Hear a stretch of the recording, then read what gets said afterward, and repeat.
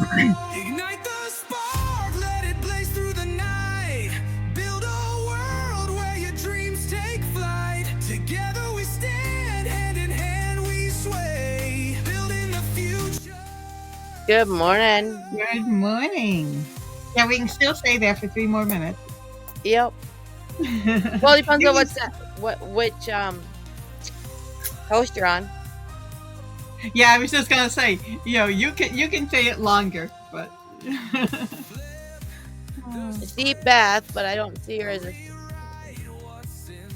yeah, name's here. She might just stepped away. All right. So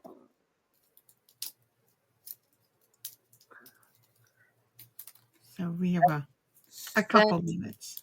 Yeah. I sent you, Beth, an invite as speaker. Yep. Oh, because I had also forwarded it to Beth. I can see her on my side as a listener. I just don't see her on as a co-host or a speaker. Oh. Yeah, see, I have optimized my life, me and Beth all on, but you're right, it says listeners 3. But mine always says that. On line 3, total 4, so there's somebody else too. Mm-hmm. That's cool. So we're having a warm, sunny day. It's 71 already here in sunny Buffalo, so which is nice. Since we got quite wet yesterday running around, it poured all day. All right. So Beth, can you hear us?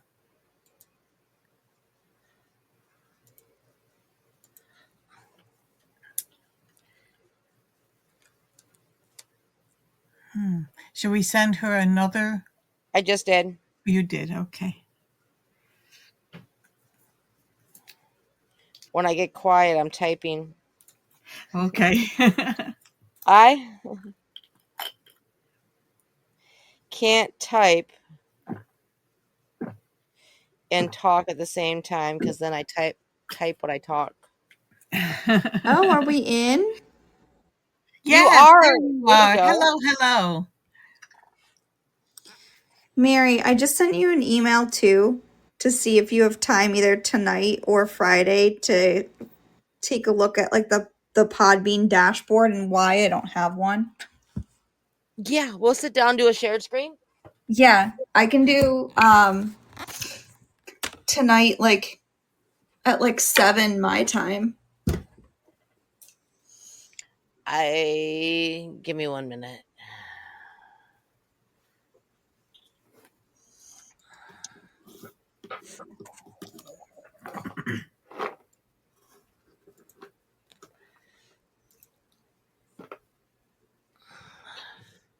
I got it. I know I got something tonight. I can't remember if it's at 6 or 7 my time.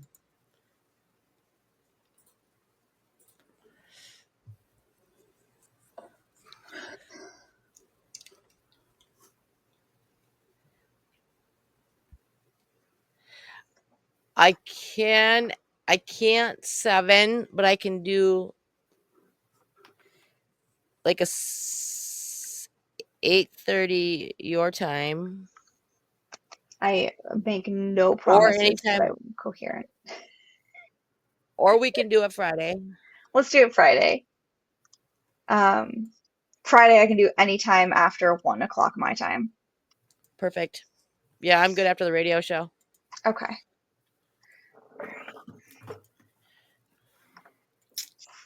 Well, good afternoon, everyone. This is the Optimize My Life show brought to you by the Hope Collection. And today we have the privilege of hearing about fat-free food. Talk real nutrition, real simple with Beth Wyman. So Beth, if you would like to introduce yourself, and we also have on the line Mary Stanley, another integral part of the Hope Collection. But Beth, if you would like to take it away, we'd be happy to hear from you. Awesome. Thank you. So what feels like forever ago, but I think it was 2 weeks ago, we had talked about going through what is the My Plate diagram and how to use it. Because that is what we use now instead of the food pyramid, right? So this is and I'm looking up a little bit more details about that transition. But this is something that was transitioned to, I believe, let me look it up because I'm going to get it wrong.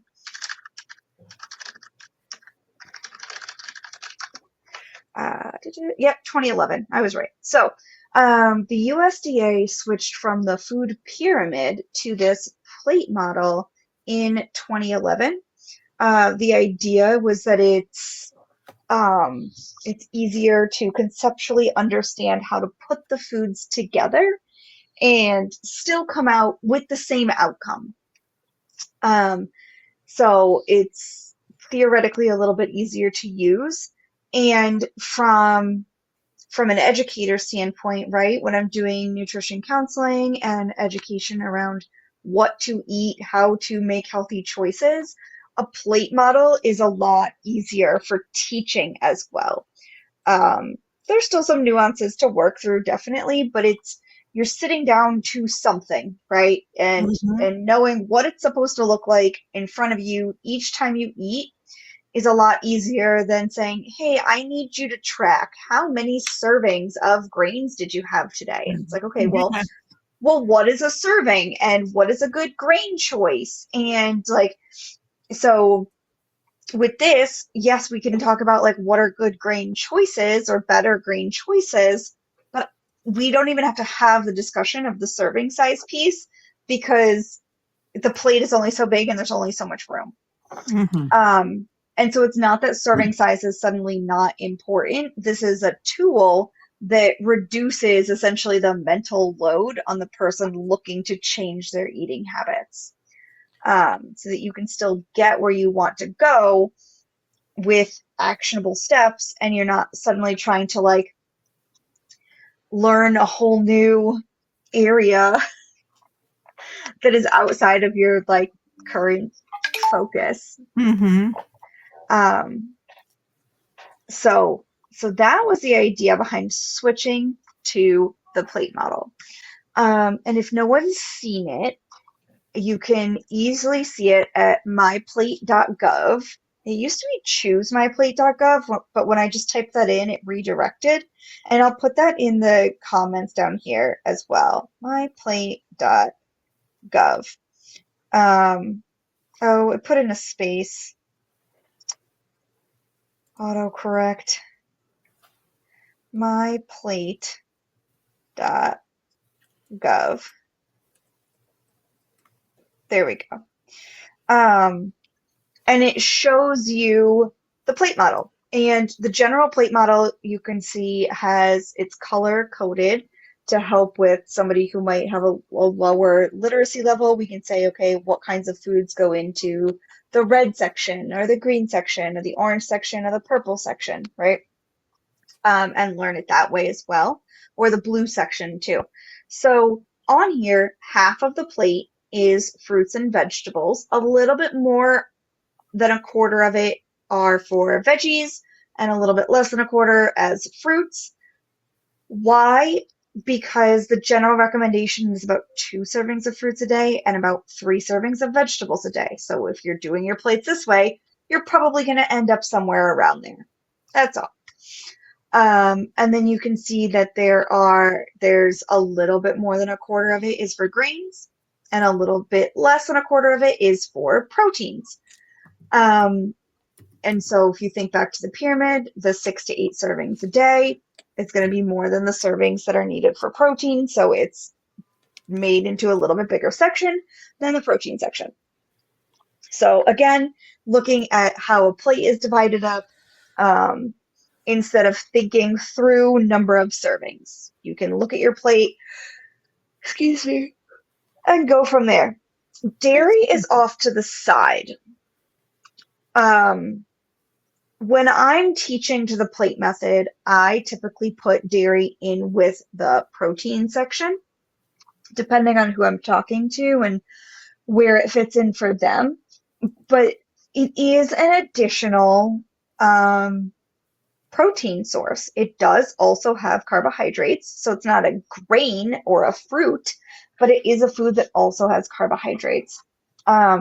So for me and the way that I counsel, I tend to put it in with the protein section. But there are schools of thought that have it off at the side, and you want to have like 2 servings of dairy. So making sure that you're getting in dairy with like lunch and dinner or something like that. So it really depends on how it fits best into somebody's diet. But I like to incorporate it into the protein section because then it also widens it into things like yogurt, not just like fluid milk. Okay. These Now, recommend. Go ahead. would cheese be under protein then instead of dairy? Let me see what they consider it. I would consider it, honestly, I count cheese as a fat source Okay. when I'm teaching. It does have some protein, certainly, but it is a high fat protein. And typically with the plate method, you teach towards low fat protein options. Yeah. So, meat, fish, poultry, beans, eggs, tofu.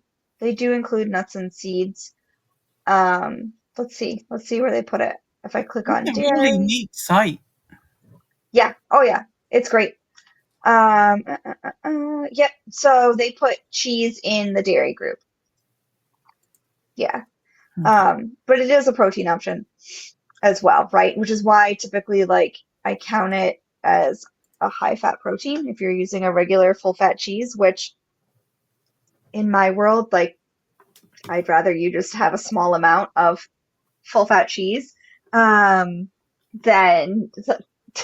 torture yourself with like a low fat or fat free cheese option, which is just never the Like, same. I'd rather limit my use of butter than have any margarine at all. So I'm a big butter. It's interesting. I grew up on margarine, but I'm a big butter fan. Instead, I'm like, just use less. You're good. But that's where moderation comes in, and this helps with that moderation, right? And what this also helps with is looking at what you're doing at every meal, which prevents that like kind of trying to make up for an unhealthy meal by having, say, like a salad with nothing else on it for dinner because you had like a burger and fries for lunch or something.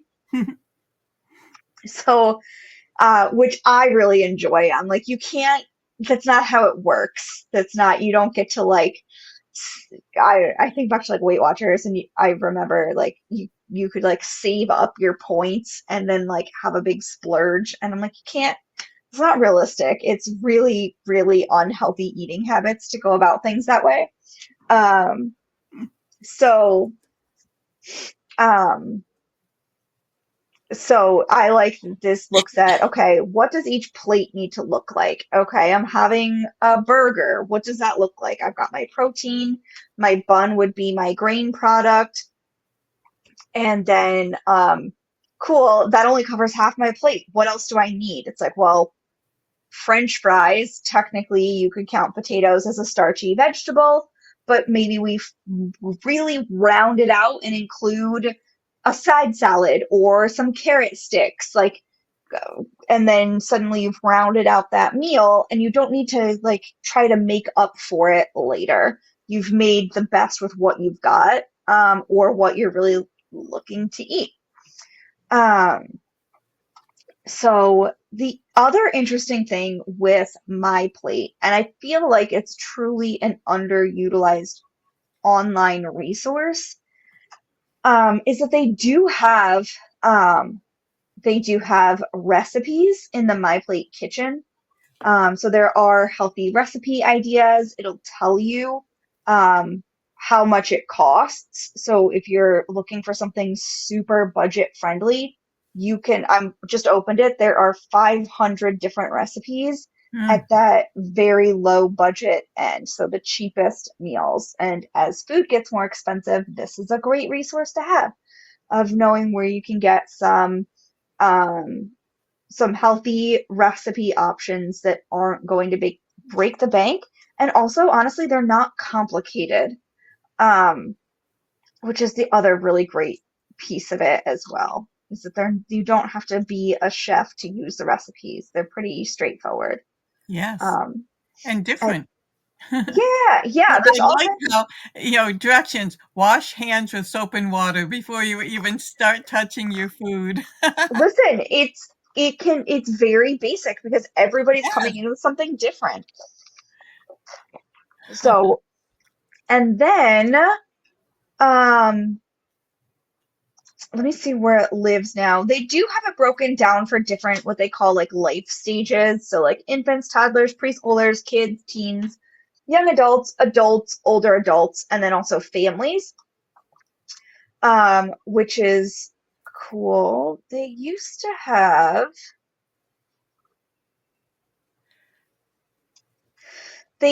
have something where you can set your own plan. They still do. Um,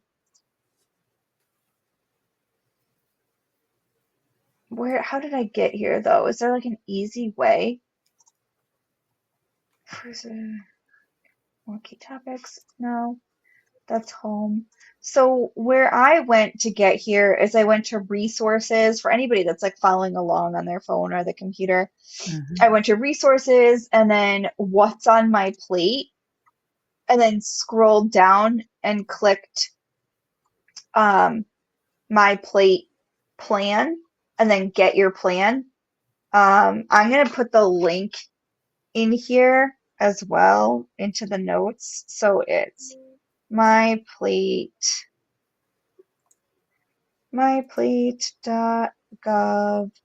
slash myplate. Oh, if I can spell. I can't.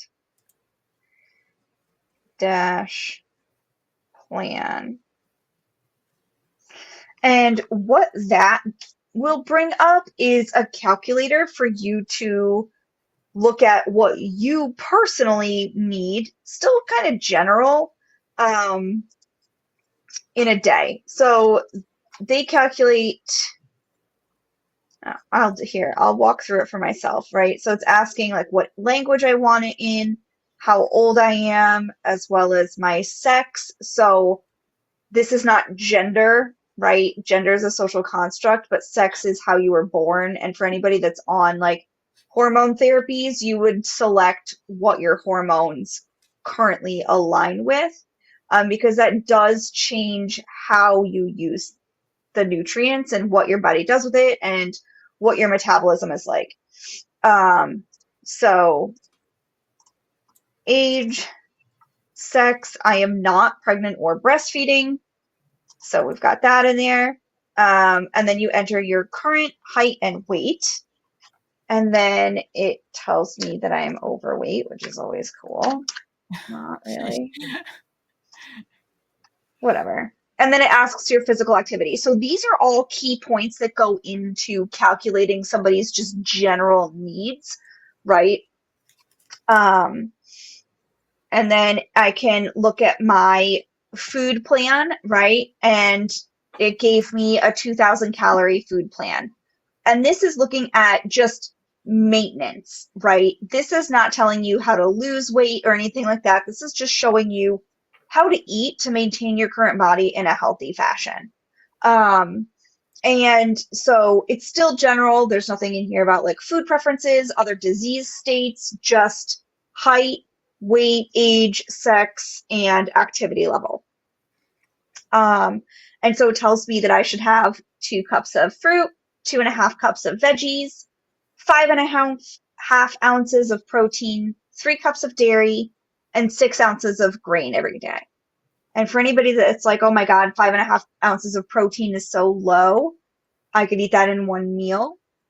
Yeah, I mean, yeah, probably. But you have to remember if you're conceptually thinking of protein as only being what's in this group of like your seafood, your meats, poultry, eggs, beans, nuts, and seeds, you have to remember that in this model, I'll also be getting protein from those 3 cups of dairy.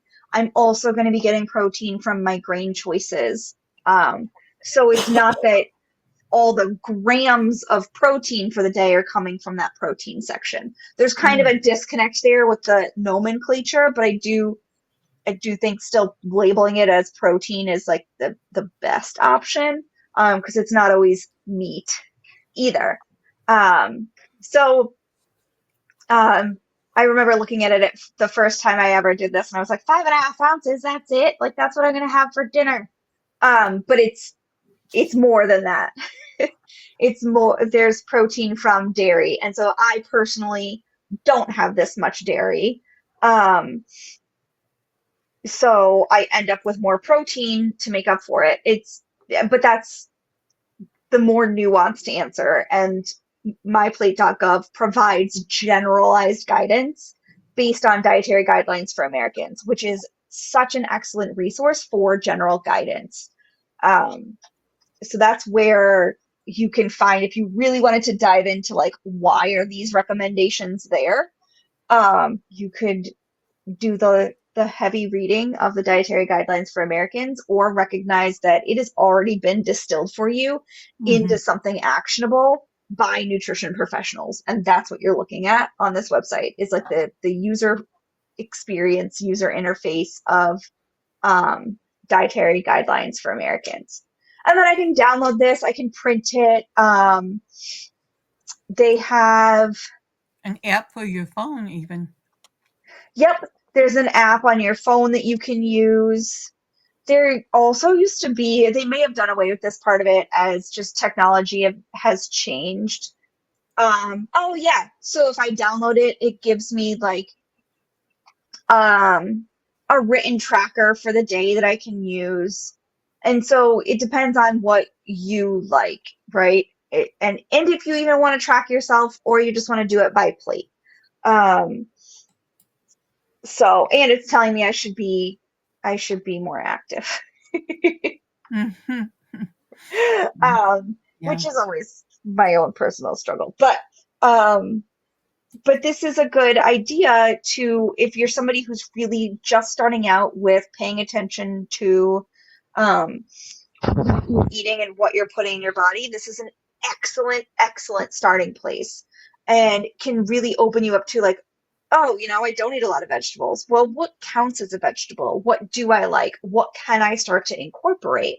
Right? It doesn't have to be a raw vegetable, right? It can be cooked. It can be canned. And then you get into, well, if I need low sodium, I either need to buy a no salt added or rinse the canned vegetables off. It could be, and you can go into like the recipes section and look for more recipes for like, well, what do I do with these vegetables that I've now purchased? How do I use them? And that's always a big question as well.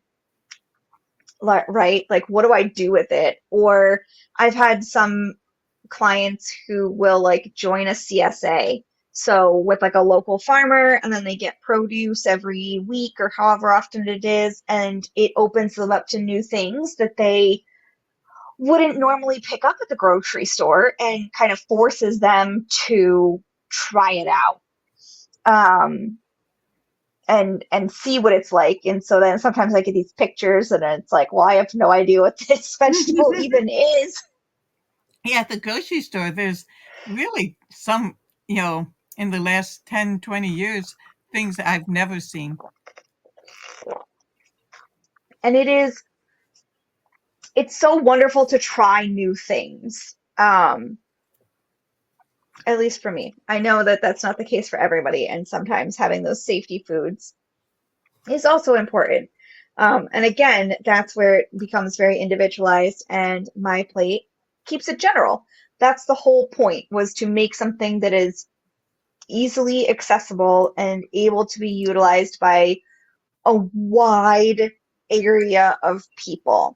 Lots of people can use this, and it's applicable to most people.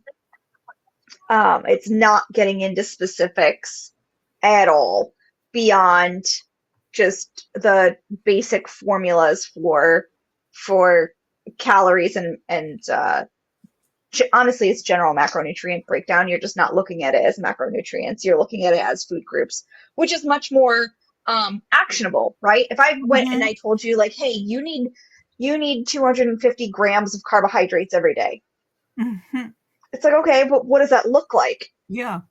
But if I tell you that you need, 3 cups of dairy, I wish I left it open, whatever it was, 3 cups of dairy and 6 servings of grains, that's a lot more actionable, especially if I give you, oh, there it is, like 6 ounces of grains, an ounce is a slice of bread, or a half cup of rice. Like, cool, I can work with that. And then I know, like, oh, you know what I should make is rice and beans again. I made that last week. I made it last week and ate rice and beans for like the whole week. It was so good. But then it's like, cool, I mix it together, and so then I just scoop out like a cup and a half of it and go from there. Which then what my plate doesn't necessarily address, and what can get really difficult sometimes, are mixed dishes, right? So think a casserole or a burrito, or like I said, I combine my rice and beans. Like, that can catch people up a little bit, and you can get a little hung up on like, oh my God, I don't know how much rice is in here versus how many beans are in here, and or like, oh, this is a casserole and I have no idea how much ground beef is in here versus the vegetables versus whatever else is in it. And there's a couple ways to handle it. One would be, if you truly really need to get into the weeds with it, you can look at the whole recipe, how many servings are in the whole recipe, and then how much of that did you take, and do a little bit of math. Or you eyeball it. Or you just say, like, how fast am I eating? Am I stopping when I'm full? And kind of go from there as well. So I guess there's 3 different ways to handle it. And it depends on, part of it depends on your comfort level. Part of it depends on your particular needs on how you address it, right? So like if somebody needs to adjust their insulin based on this, that's a completely different story than somebody who's just trying to bring more awareness to what they're eating and practice healthier lifestyle interventions. Yeah. So, what I usually say is, if somebody really feels the need to like log it or keep track, to eyeball it. I'm like, well, did it, especially if they've been measuring out, or not even measuring, but using that plate method. I can be like, well, did it look like it would have taken up a quarter of your plate with the vegetables that were in there? Did it look like a little bit less than a quarter of your plate for the meat that was in there? That kind of thing.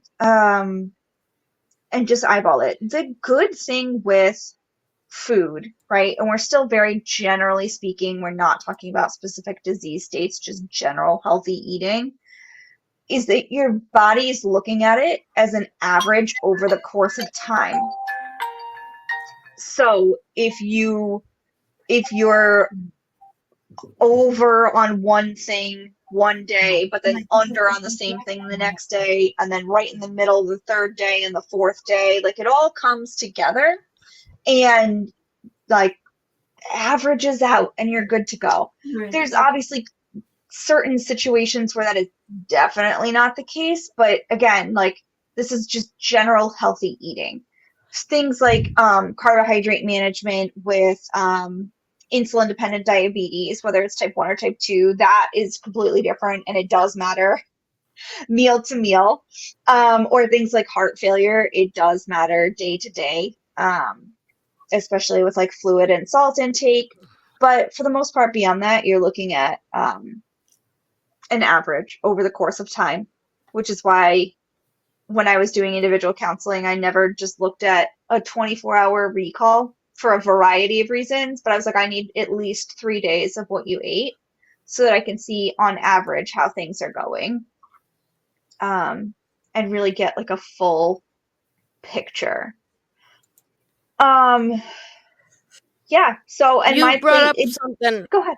Yeah. and a question for you. How important is it for when you eat the speed? The speed. Like you brought up Yeah. how you eat really fast or eat slower. Yeah. So I brought it up as part of like, okay, well, if you're not going to log what you're eating or you're not tracking like how much is in that mixed dish, um, just eat slower and stop when you're full. So it takes about 20 minutes from when you've started eating until your brain can even recognize, then like have those satiety cues come back to your brain from your stomach. So I like an interesting activity is to very non-judgmentally time yourself and see how long it takes you to eat a meal. I can eat my full dinner in like 10 minutes, right? Like stretching it to 20 is rough.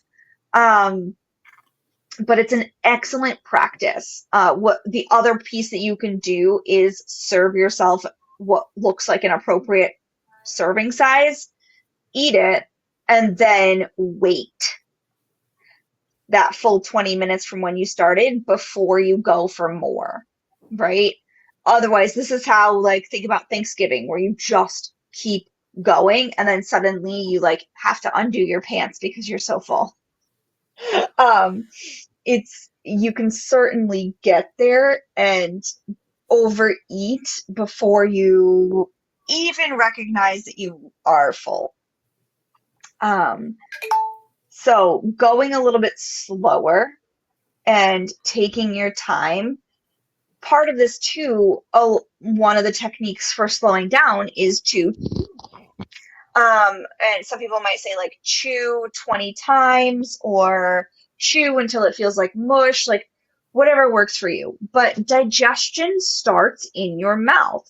And so if you slow down by chewing better, one, you're reducing your risk of choking on your food at any age. But two, the other piece of it is you're starting that digestion process, not only by breaking up the food with chewing, but also by there's enzymes that are released in your mouth, in your saliva, that start the process of breaking down, chemically breaking down the food.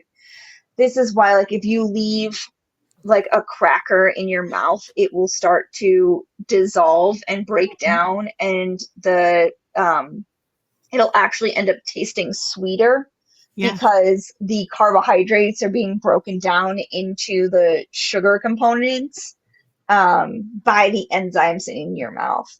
So another cool little experiment. Uh, yeah. So when you slow down, you utilize more of your full digestive system by chewing more, and you're going to digest it a little bit better. You're going to be in more of a rest and digest phase if you can sit down and take your time with eating. And wouldn't you feel fuller sooner because of that 20 minutes? So those first that first half of your meal, excuse me, if you eat slower, um, it starts giving you the fullness factor Well, quicker, as opposed if you just gobbled something down and then you still feel hungry. yeah, so you're going to be, it's still going to take like the 20 minutes, but you might either, I mean, depending on how slow you go, either you've just finished your meal at that 20 minutes, or you might still be eating at that 20 minutes and decide that you're full. So it's still going to take the same amount of time, but you might be like still interacting with your food versus having finished it and are just sitting around. Mm-hmm. Yeah. Um, yeah. So there's that. I wanted to see if they link this directly to recipes. Because that's one No. habit that I'm working very hard to break is the whole concept of eating slower.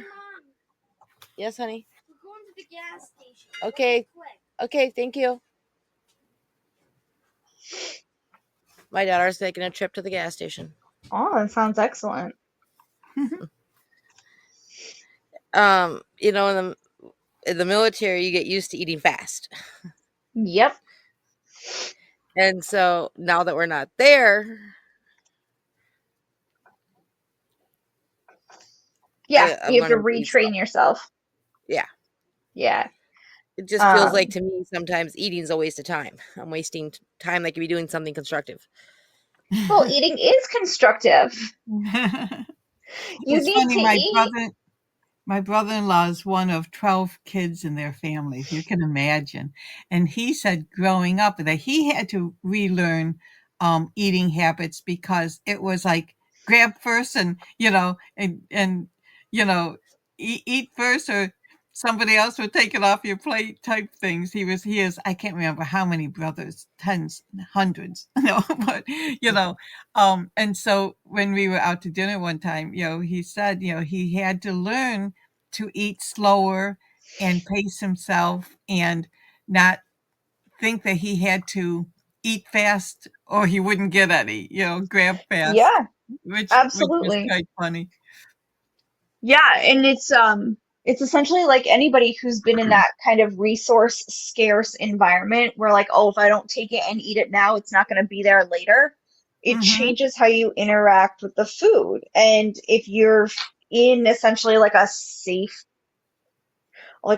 space of the food's not going to disappear on you, it takes conscious retraining to get to a point where you are not overeating out of the fear that you don't know when you're going to get more.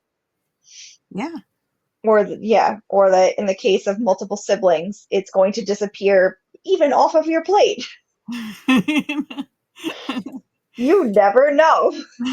I don't know how much he was teasing, but still, the point was that he had to. Well, Oh, my mom, coming from a family, she was the oldest girl of a family of 10. I'm And sure it was like that. That's so, but she had to learn how to cook for two when they were first married because yeah, she always cooked for, 10. 10 people, you know.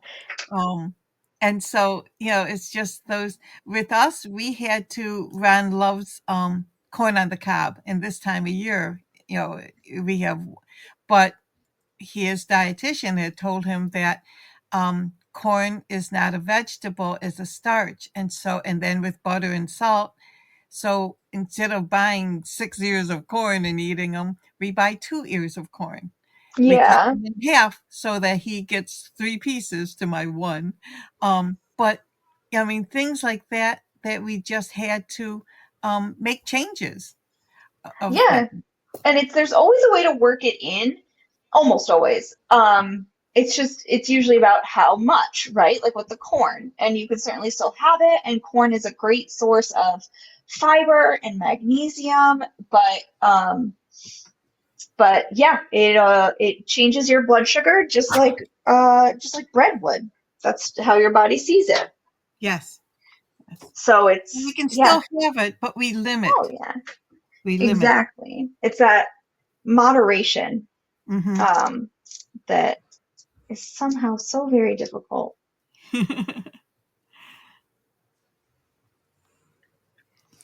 The one nice thing about the My Plates, especially for kids, because, so many of us forget kids only have little tiny tummies. Yep. And so we give them a big plate and we fill the big plate and then we get Yeah. frustrated because they don't eat it. The My Plate is a little plate, little dividers, which works great for kids who don't like their food touching. And I bought it just for that reason. so you can get, I don't know if they sell it on their website. They really should. But you can get plates that are designed with this model that are printed with the information. Like I have some from my local grocery store did them. So it's got like the local grocery store logo on it, but then it's divided up and it says what each section is for and has like little pictures in it. It's definitely geared towards kids to help them learn. But even on, yeah, we really focus on adult nutrition on this show.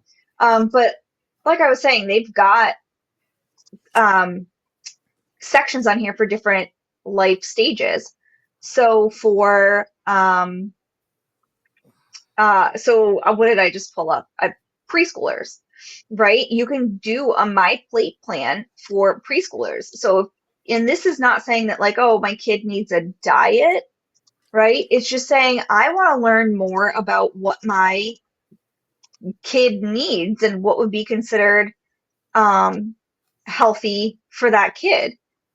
So what did I do? I just made somebody up. I made up a 3-year-old male that's active, right? So this kid doesn't just sit around, gets out, moves around.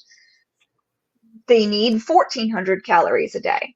And so it's like, all right, well, what does that look like for a kid? And it's going to be a cup and a half of fruit, cup and a half of veggies, 4 ounces of protein, 2.5 cups of dairy, 5 ounces of grain. And that would help to meet their needs. And so they can, yeah, just like you said, Mary, it's smaller amounts of the plate. And this would be a cool thing if you were like looking to teach your child more about healthy eating. You can talk through like which types of food in each category do you enjoy. And that's a much healthier way to approach it than approaching it as what are your limitations, right? And that way you're not developing this fear around food and eating. You're developing this relationship with the food in terms of like, okay, this is what my body needs to grow. And these are the foods I like from this group. Or, hey, this is a new food. Which group do you think that it fits into? And if it's like, I don't know, whatever it might be. Say you found like shark steaks in the grocery store and you're like, where would shark fit? And it's like, well, it's protein. I don't know. I picked something that was like really Well, like what out we there. did is they have the My Plates are at Walmart, and so I got Okay. the plate, the bowl, the cup for each of the kids.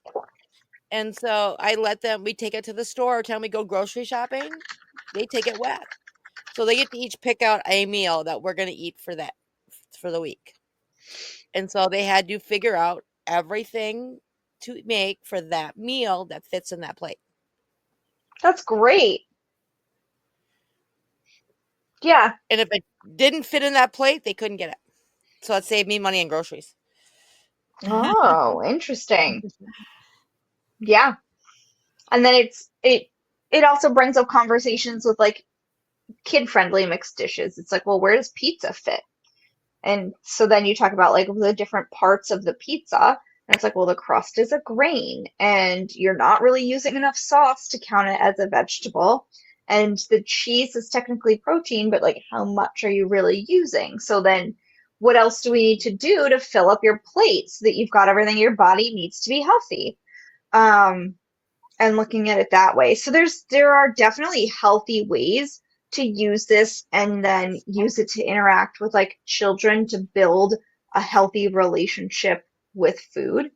What I also really like that they've included on the My Plate plan for children is that, because remember in this example I did like a 3-year-old male, it has like a choking hazard information section with a link to read more about choking hazards in children, because that is a really important issue that is Does easily it, avoidable if things are cut small enough. does it still, I know when it first came out, My Plate, that used to actually show you how to cut up things like hot dogs. I think it's still FNS, a Food and Nutrition Services resource. And I think I know what one you're talking about, where it shows you like how small to make it, right? Mm-hmm. Yeah, this one uses grapes but it shows you like slice smaller pieces to no larger than a half inch, and like shows you a ruler and what it looks like. Hot dogs are such a choking Or hazard.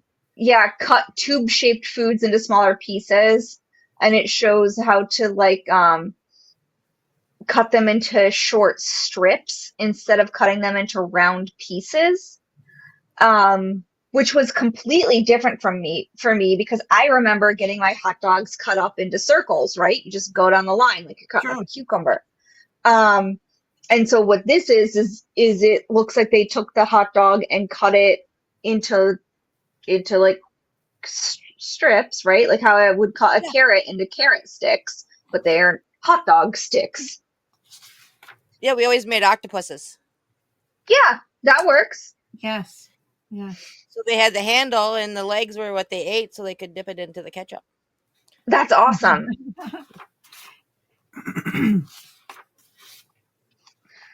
Yeah.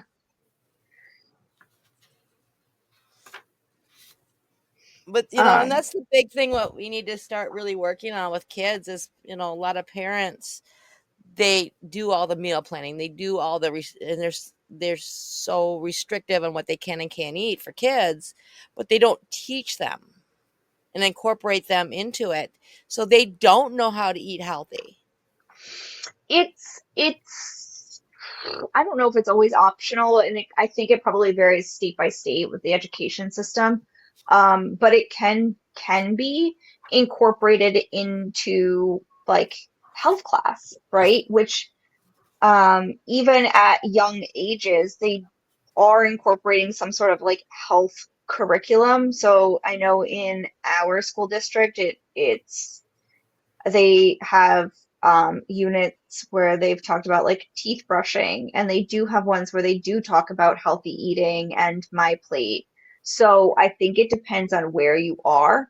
So if this is something that you want to see in your school system, it would be something to bring um, to your school board. Depending on how your school food service system is run, they usually need to do wellness activities. Um, and so going in and doing education around healthy eating and introducing kids to new foods, doing taste testing, things like that, might be part of what they already need to be working on throughout the school. It really depends. I've seen it vary state by state and also vary school, district by district, in terms of how much they do. And of course, where I did my internship for school food service was run by a dietitian. So I feel like there's might have been more wellness activities, but then like I oversee, or not oversee, but I do some site reviews for a Head Start program in Vermont, and they do a lot with taste testing and introducing the children to new and different foods. So it depends where you are, but there's such an opportunity for it, and this is something that is honestly like beyond just bringing it into the classroom. In terms of lesson planning, it's pretty low lift because there's so much available through the child and adult care food program, through the National School Lunch Program, and through like the USDA Food and Nutrition Services. There's a lot of lessons already made and handouts already made that you would just need to take into the school. For parents whose kids struggle with fruit, especially like sensory kids, dragon fruit is a very good fruit for them to try. Now, what's different about the texture of that that's helpful? It's not so much a texture, it's the flavor. It's very Okay. bland. And so it's a similar texture as a kiwi.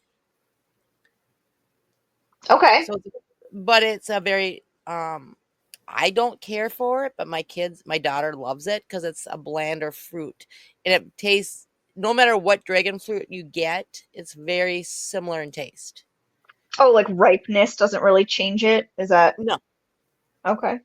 because like apples, you can buy different the same Honeycrisp apple, but each apple may taste different based on the environment it's in, or just apple to apple. And that's where a lot of kids don't eat a lot of fruits, and that's why they like crap, because no matter what, that pizza or that bag of chips is going to always taste the same. And so, like, dragon fruit is a very good starter fruit because it's always going to be the same consistency and flavor. That's really good to know because I know that that can be really hard. Yeah, like I've had, um, I don't know, cucumbers are my thing where it's like sometimes they're great, sometimes they're really bitter, and especially with like homegrown cucumbers, you're never really sure what you're gonna get. Yeah. I think that has to do with like the amount of watering while they're growing, if I remember correctly. It's been a while since I've done like agriculture-based programming. It's a lot to do with the water, how much Yeah, water, but it's also this type of soil. yeah. There's lots of different factors that go into it that don't go into making like a chip. That's it. But a Yeah. lot of times it's just predictability, and they know that's going to taste the same. It's also a reason why a lot of kids like canned fruits over fresh fruits. Yeah, which if you're gonna get canned in juice. We do the fruit cups in juice as well, so that they can open their own over the sink and eat them, because that can always get messy. But it's just another option. But yeah, that is a little bit more standardized in terms of the flavor and texture that you're going to be getting out of a canned fruit. And it still counts as fruit. I feel like canned food gets this bad rap, but if that's what you've got, like, get it. Like, go with the canned item. Go with the canned fruit. I'm a huge fan of canned beans. I don't have the bandwidth for doing like dried beans and soaking them overnight and getting all into it like that. We do canned beans and I rinse them off. Um, Same with um, canned vegetables. There's actually times, and this is like a nuanced answer, but there are times where I actually recommend canned fruits and vegetables over fresh or frozen. And this typically is when somebody has to be on some kind of low fiber diet, because they are slightly lower in fiber, just because they've gone through the processing of being canned. So it's not exactly the same as having something that is fresh or frozen, but it's better than nothing, right? In terms of meeting yourself where you are and doing the best that you can, it's better than you. I would never want to see somebody forgo having a vegetable because all they could get was a canned vegetable. It still counts. It's still giving you like vitamins and minerals and things like that. And it looks like we have somebody in the chat that said, hey, so I'm just wondering if you've got like nutrition questions or something that you wanted to add to the conversation. So I did have a quick question for you, because it's been on the news lately about arsenic in rice. Yes, it's not enough to kill you. You're never going to get to the point where you've had enough that it's going to impact you. That's all. It's a naturally Just occurring like substance. apples, remember there was this big thing about apples and apple seeds. I mean, how often do you eat the apple seeds anyways? But, Yeah. Sometimes things are blown out of proportion. Yep. Yeah, that's what happens. It makes good headlines. Yeah. Trust that I used to news. save the apple seeds just to screw with my husband. So I used to watch those shows like How to Kill Your Husband. Oh my And he asked God. me just to mess with him, because he moved me to the middle of nowhere. I had to entertain myself. And so he asked me what I was doing with the apple seeds, because I didn't want him to throw them away. And I go, because you never know what arsenic does to you. And if I feed them to you little by little, your body naturally has it. So eventually it'll kill you, but not enough to where, it'll pull up on a test. Yeah. And if somebody's really worried about the arsenic in rice, rinsing your rice reduces the amount of arsenic. And apparently you can also rinse it after you've cooked it to remove even more. I do that naturally just to remove the starch. Yeah. So, and I saw we have somebody that joined as a caller too. Did you have a nutrition question or a food question? Am I? Yes, Hi. go ahead. Hello. How are you? Good. Did you have a food related question?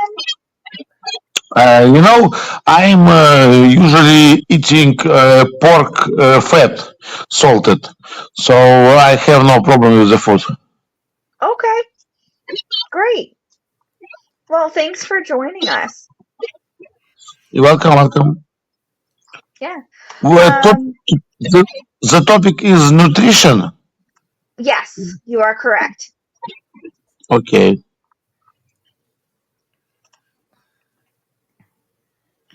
Just healthy eating and knowing what's best to eat.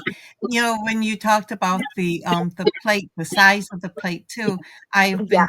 since Weight Watchers one time mentioned about using a lunch plate, using the smaller plate instead of the large dinner plate, and it just helps restrict your portions.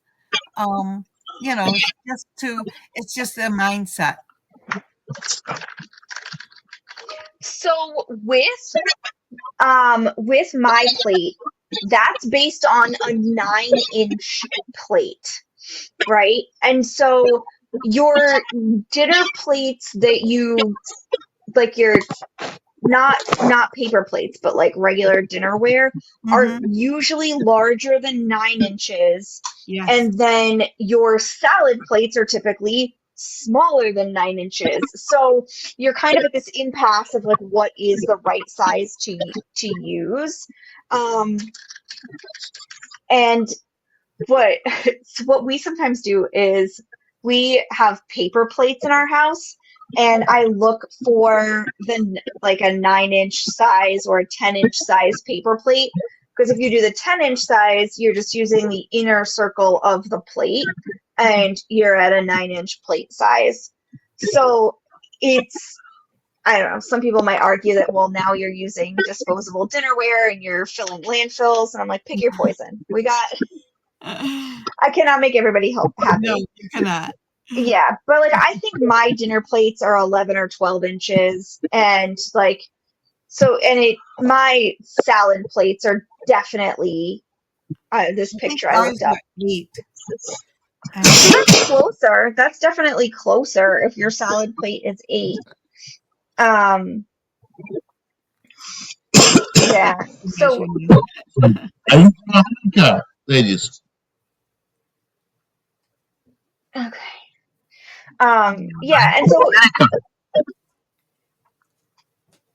so it is an option to know how large your plate is if you select like a disposable plate, right? A paper plate, or knowing what it is. So like the ones that are modeled after my plate, like we were talking about earlier with the pictures on it and the different portions, it's usually the right size.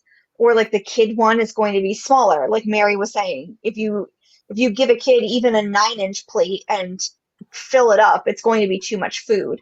They need either smaller portions on the plate or just do a smaller plate and fill it up, so that it still looks full, because for whatever reason we visually need to fill whatever food vessel we're using, so which can be difficult when you're trying to work on what is an appropriate portion size, and you have this internal struggle of like, okay, well, I recognize that's an appropriate portion size, but then now my plate doesn't look full and I feel deprived because Right. my plate's not full. And it's like, you're not depriving yourself. There's a lot of mental gymnastics that goes into adjusting how you look at food and how you interact with it. And I find the plate method to be helpful because it's something that we look at regularly. Theoretically, every time we eat, there's some sort of plate or bowl involved. Not always the case, but a lot of times. And so it provides that that constant reminder of okay, well, how is this supposed to be set up? How should I be utilizing what's in front of me to make the best health choices? Um, there was something else I was going to say about that, but I don't remember what it was now. When people complain about me, Here you go, Mom. thank you, honey pie. Put it upstairs, please. Using paper plates over real plates. I always tell them I'm using my part to conserve water. I don't know. There's always going to be something. You're never going to get it all right. You're never gonna make everybody happy. No, doing my best, man. That's where I'm at. Sometimes I just don't have time to do dishes, and so that reduces the amount of dishes that I have to do. And I recognize plates go in the dishwasher, but it's still just one less step and one less thing I have to think about. So If you have a sometimes I do dishwasher. that. Yes, also if you have a dishwasher, because not everybody does. I don't yet. Oh my God. I fill that thing and put everything in it I possibly can. That's my So, goal. And see, we have to have a built-in one because my husband got me the nice fancy sink with the sprayer on it. yeah. And he only did it to save himself. Oh, Because I'm one of those that has made it an art form to take Scotch tape and put it around the old sprayer. So when you turn the water on, it yeah. sprays you. Yeah. Our sprayer has a design flaw. I think it's just worn out, but you have to physically pull the lever, when you squeeze it to make the water come out and change it from the tap to the sprayer, but it doesn't shut off. And when I had, after one of my parties, I had everyone was helped cleaning up and somebody had used the sprayer and just turned the water off. So the next person turned the water on, got a face full of water. It just sprayed out. And of course, they didn't know to turn it off. So it was, all over the kitchen. There was all this commotion in the kitchen. And it's like, oh my goodness. Oh Forgot no. to tell you not to use that. But it was funny. It was very wet, but it was funny. If you spray the handle where that button is with bathroom cleaner for hard water. Yeah, it sounds It'll like there's fix hard it. water buildup. Yeah, it probably is something. It's old, it's I don't know soak how mine old at the least house once a is, but month in toilet cleaner because I have such hard water. Yeah. You don't have terribly hard water, but I'm sure it has just built up over the centuries, however old it is. But I will try that. So. Well, all right. Well, we are at 1:00. Thank you so much. Hopefully this clears up my plate and what it is and how to use it. Well, just seeing that site, that was great. I appreciate Yeah. that. Super, super useful website. Wonderful. Well, Beth, if you just want to talk about your websites and give yeah. that information and the way out, that would be wonderful. Absolutely. I don't know. I totally blanked on that. So you can follow along. I'm definitely not as active online as I used to be, but Instagram is evolve _DN as in diabetes. And then my website is evolvedn.com. A little bit of brand standardization there. They're the same. And you can learn more about me. I have a different meal planning app, not the MyPlate one, with meal planning and recommendations, and it gets a lot more tailored than what MyPlate offers. So something to check out if that's something that you're into as well. Wonderful. What about your planner book? I need to do some significant updates to that because the website information is wrong in there, my name is wrong in there now, and So I'm not pushing that until I make some crazy edits to it and re-put it out. And I think I'm going to re-put it out as a PDF.